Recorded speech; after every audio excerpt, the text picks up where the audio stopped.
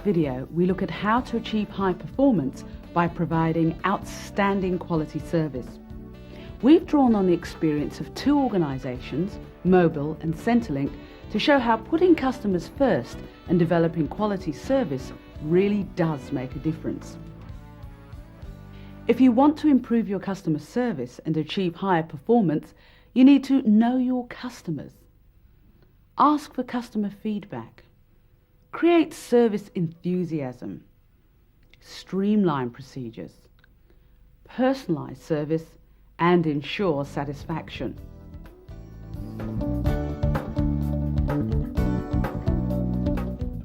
Everyone throughout an organisation needs to identify who the customers are. Many organisations are aware of external customers, but not enough value the chain of internal customers. I think one of the key things for IT people is for them to really understand what they're there for. They're not there to make a piece of code work. They're there to pay a customer. They're there to support a staff member on the end of a telephone who's serving a customer. Any thoughts about who our customers might be? Isn't it everyone that we deal with on a day-to-day basis in doing our jobs? Whether they be inside our organisation or outside of our organisation? Knowing your customers means not only knowing who they are, but also knowing what they want and expect and how you can add value for them.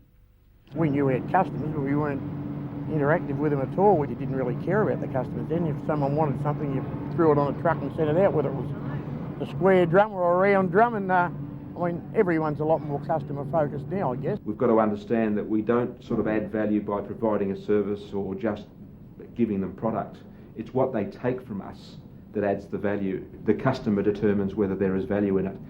That's sort of the difference between me defining my product or service and my customer getting what they want. They want us to be nice to them, be friendly, courteous, use their name. They want us to be careful with the information they give to us, and they don't want to have to give that information more than once. Knowing your customers and their needs is an important first step on the path to improved customer service. Who are your internal customers? Who are your external customers? How do you add value for your customers?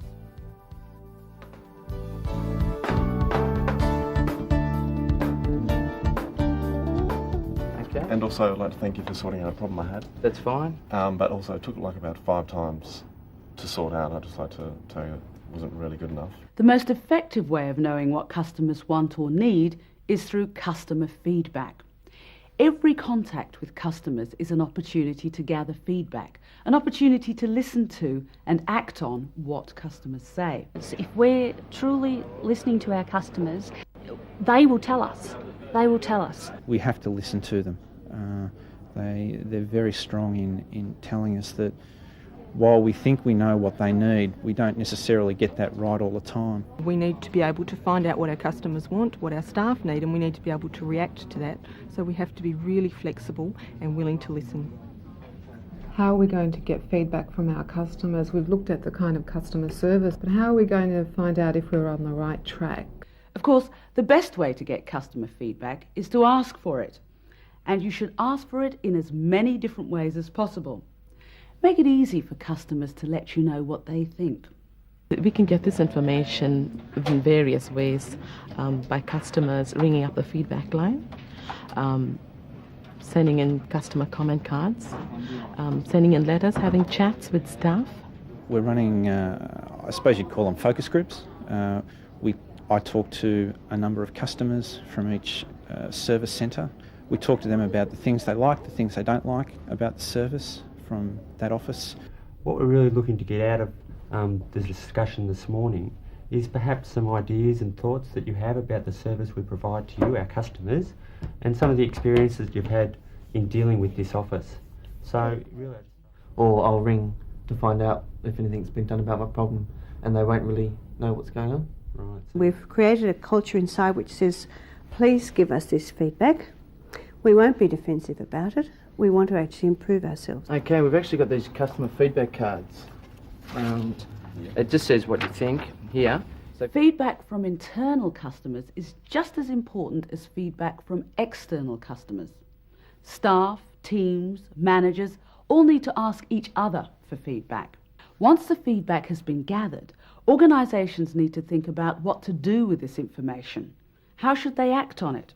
How should they follow up and respond to customer feedback? It's one thing to listen to customers, but coming up with actions and responses that are appropriate that will allow us to meet the customer needs. I work with a lot of organisations who are gathering feedback from their customers in a lot of different ways, creative ways, and quite methodically.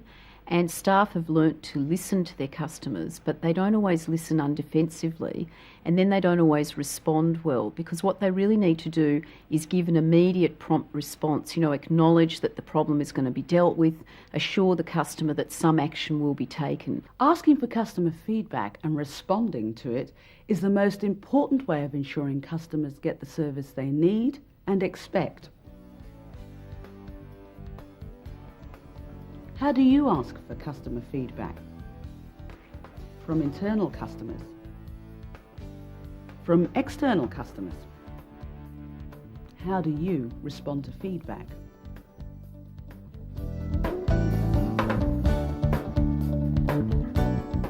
When people are enthusiastic about the service they provide, the quality of that service is greatly improved. He'd be always talking about customers. It's in his language, it's in his vocabulary as he wanders around talking to people all the time.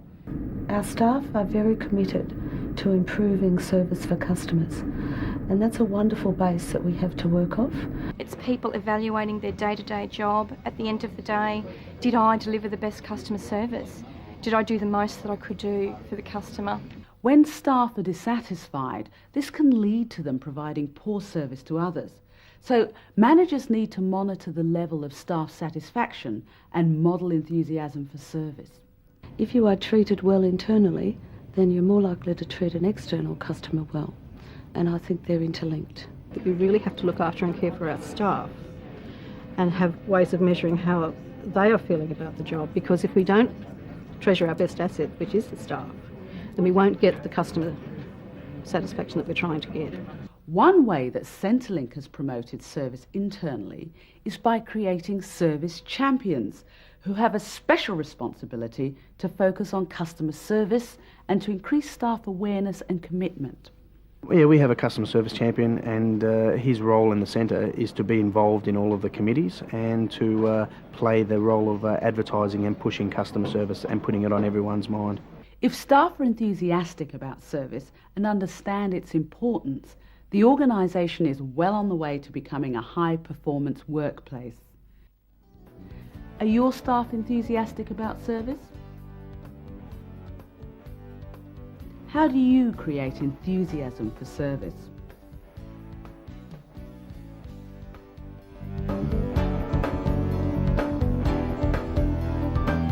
To improve customer service, it's important to identify shortcomings in internal systems and processes. Then develop service strategies which reduce delay and frustration, eliminate duplication or confusion, and get things right first time. That's done a bit differently today than what it used to be? Oh yeah, well once it was load the truck, send him out and he'd bring half it back. And when going back to the early days, we just rolled all on, let him go, and of course trying to sort it out in the truck's a hassle. So the customer didn't receive that very well? Well, they didn't get it half the time. They'd bring back, end of the week, you'd get a truckload of product back from Finnemore, not delivered. So we had to look at it and changed it round to this way, and they're happy with it. I mean, it takes a bit of time of a morning, but at least they get their product. They get out of here a bit later, but everything's done. A lot more efficient. One of the greatest things I've seen in the time I've been here is just how much work's being done to reduce the amount of time that customers are waiting. But let's look at how we can make things perhaps faster, how we can improve processes, how we can make things a little less complicated to use, how we can make them more user-friendly. How many times we have to do a thing again because we got it wrong? I think part of the whole thing of quality is getting it right first time. Technological advances like smart cards and those sorts of things will make life a lot easier for our customers and for our staff. We're stripping back the bureaucratic processes, I guess, making it more efficient. More and more customers are saying, look, I just want to have access to information outside of normal hours, not asking for the office to be open, but through the internet or through other electronic mediums. One of the important things that we're doing to provide a better service to our customers is we're refitting our offices to extended open plan, which is very important in breaking down the barriers that are perceived to exist between our staff and our customers by creating a friendly, flexible working environment, and the flexible opening hours policy is one of those things as well. Streamlining service involves openly discussing current systems and procedures and how these could be improved. Start with the customer and work back from there, developing strategies for improvement. How efficient are your systems and procedures? How user-friendly is your workplace layout? How could it be improved to help staff or to provide better service to customers?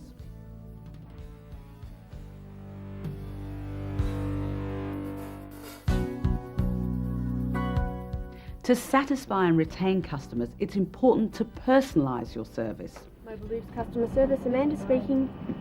So you need 200 AW urgently because of pipes leaked. So would it be possible to get some skipped manually? Okay, when do they need it by? They need it ASAP. So our first vision, our first objective is to get some customer loyalty. Now the way we're going to do that is to put our customer first and start personalising our services. Customers have been asking quite specifically for personalised solutions to their problems. Customers asking staff to explore their personal circumstances because they're different to everybody else's, and coming up with solutions that are specific and relevant to them. We're now personalising a fair bit of our service so that clients can come back and speak to the same person that they have seen. With personalised service, it gives us an opportunity to build up a relationship with customers so that we really listen to what their individual specific needs are. Too often organisations believe that all customers should be dealt with in the same way, but many customers have specific needs and require service that is personalised. How do you deal with customer differences? In what ways can you make your service more personalised?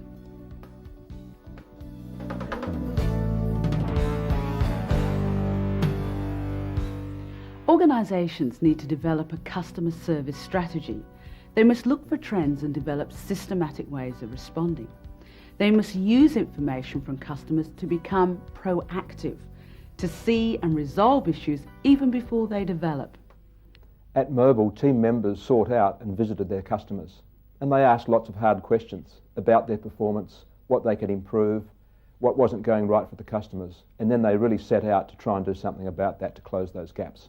We need to be able to help people to access information, to analyse information better, and to act on that information more effectively. The customer comment card will be available for our customers to fill in. We'll use that information collected over a period of time, establish trends with our service, and use that as one of the methods for identifying where we can achieve improvements.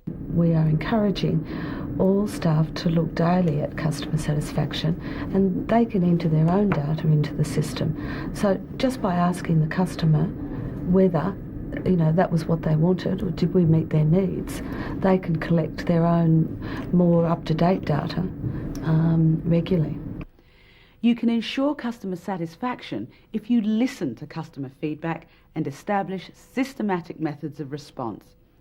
And if customers are not satisfied, be prepared to change what you're doing. Are your customers satisfied with the service they receive? How do you know? How do you maintain performance standards in customer service?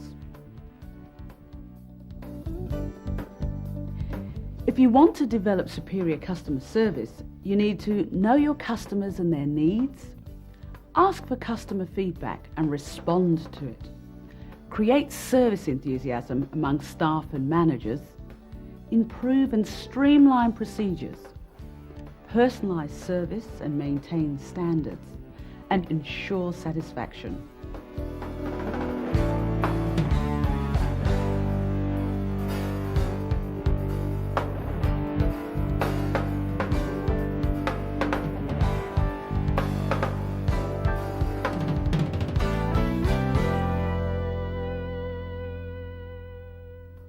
We hope you enjoyed this video.